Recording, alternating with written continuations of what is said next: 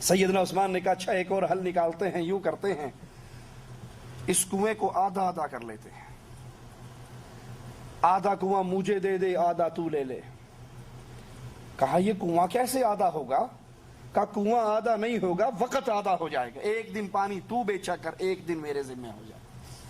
یہودی کو یہ بات دل کو لگی، اس نے 12,000 درہم میں آدھا کنواں ایک دن سیدنا عثمان کو دے دیا اور ایک دن اپنے پاس رکھ لیا۔ وہ بھی یہی سمجھتا ہوگا کہ میں بیچتا ہوں تو یہ بھی بیچے گا، تجارت کر رہا ہے۔ وہ سیرت عثمان کو کیا جانے، وہ شان عثمان کو کیا جانے۔ آدھا کنواں خرید کے اللہ کے نبی علیہ الصلوۃ والسلام کے پاس آئے، کہا آقا مسلمانوں میں اعلان کر دیجئے عثمان کی باری والے دن اتنا پانی بھر لیں کہ دوسرے دن ان کو پانی کی حاجت نہ رہے۔ اور آقا یہ اعلان صرف مسلمانوں میں نہیں کفار میں بھی کر دیجئے، یہودیوں کو بھی اجازت دے دیجئے، جس کا جی چاہتا ہے عثمان والے دن عثمان کی باری میں مفت پانی لے جائے، عثمان ان سے کوئی پیسہ نہیں مانگتا۔ جب یہ سلسلہ چلا یہودی اپنی باری میں خالی بیٹھا رہتا، جس نے پانی بھرنا پہلے دن ہی بھر کے لے گیا۔ پھر اس کو سمجھ آیا میں کتنا برا فیصلہ کر کے یہ آدھا کنواں بیچا، مزید 8,000 درہم سیدنا عثمان سے مانگ کر پورا کنواں وہ حضرت عثمان رضی اللہ عنہ کو دے دیتا ہے۔ اور سیدنا عثمان آتے ہیں آقا کے پاس، آقا آپ نے جنت کی بات کی تھی نا، یہ کنواں مجھے خرید کر دے، میں اس کو جنت کی گارنٹی دیتا ہوں۔ آقا عثمان کنواں مسلمانوں کے نبی کے حوالے کر رہا ہے اور آپ سے اللہ کی جنت کی گارنٹی مانگ رہا ہے۔ مدینہ کی مسجد جو دھرتی پر آخری نبی کے ہاتھ کی بنی ہوئی آخری مسجد، مسلمان تعداد میں بڑھے تو جگہ تنگ ہو گئی۔ امام الانبیاء امام اعظم محمد الرسول اللہ صلی اللہ علیہ وسلم نے فرمایا کون ہے یہ مسجد کے ساتھ والا پلاٹ زمین خرید کے مسجد میں شامل کر دے، جو مسجد کی یہ جگہ خرید کر دے گا میں اس کے لیے اللہ کی جنت کی گارنٹی دیتا ہوں۔ سیدنا عثمان اٹھے اور وہ زمین خرید کر امام الانبیاء کے حوالے کر دی اور محمد کریم صلی اللہ علیہ وسلم سے جنت کا ٹکٹ خود لے لیا۔ سیدنا عمر رضی اللہ عنہ وارضاہ کے دور میں قحط پڑا، ایک تاجر 1,000 اونٹ غلے سے لدے ہوئے مدینے میں لاتا ہے، سارا غلہ حضرت عثمان خرید لیتے ہیں۔ مدینے کے تجار کو پتہ لگتا ہے، وہ سیدنا عثمان کے پاس آتے ہیں، کوئی 1% پرافٹ دینے کی بات کرتا ہے، کوئی 2% دینے کی بات کرتا ہے، کوئی 3% پرافٹ دینے کی بات کرتا ہے۔ سیدنا عثمان کہتے ہیں میں غلہ اس کو بیچوں گا جو 10% پرافٹ دے گا۔ وہ سارے تاجر واپس لوٹ کے کہ 10% کون دے گا تجھے، ہم نہیں خریدتے۔ وہ واپس جاتے ہیں، سیدنا عثمان سیدنا عمر کے پاس آ کر کہتے ہیں مومنوں میں اعلان کر دیجئے، مدینے میں اعلان کر دیجئے، جس کو جتنا غلہ چاہیے وہ عثمان سے فری لے جائے۔ وہ لوٹتے ہیں تاجر، عثمان تو نے تو کہا تھا میں غلہ 10% پر دوں گا اور اب تو فری بانٹ رہا ہے، مفت بانٹ رہا ہے۔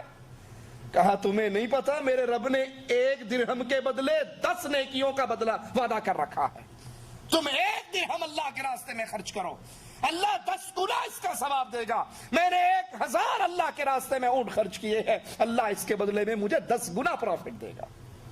وہ عثمان رضی اللہ عنہ وارضاہ غزوہ تبوک کے موقع پر مسلمانوں کا سفر بڑا لمبا، جس لشکر سے مقابلہ وہ بڑا شدید، اللہ کے حبیب علیہ الصلوۃ والسلام نے مسلمانوں کو اکٹھا کیا۔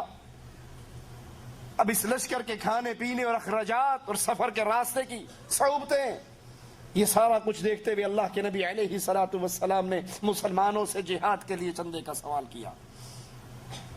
ابو بکر صدیق رضی اللہ عنہ وارضاہ اپنے گھر کا سارا سامان لے کر آ گئے۔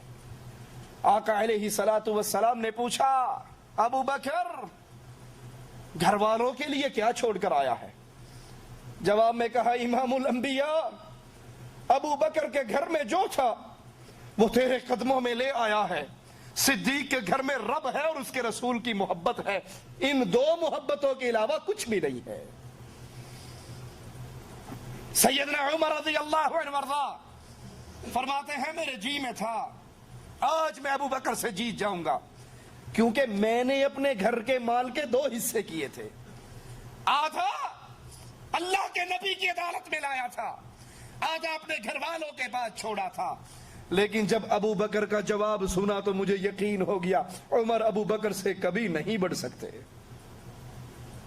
अल्लाह के नबी बैठे हैं, ऐलान करते हैं कौन है 100 ऊंट अल्लाह के लिए दे दे, मैं उसके लिए जन्नत की जमानत देता हूं। सैयदना उस्मान रज़ी अल्लाहु अन्हु वरज़ा का काफिला ऊंटों का तिजारत के लिए निकलने के लिए तैयार। आप इस काफिले को रोकते हैं, 100 ऊंट इमामुल अंबिया को देते हैं।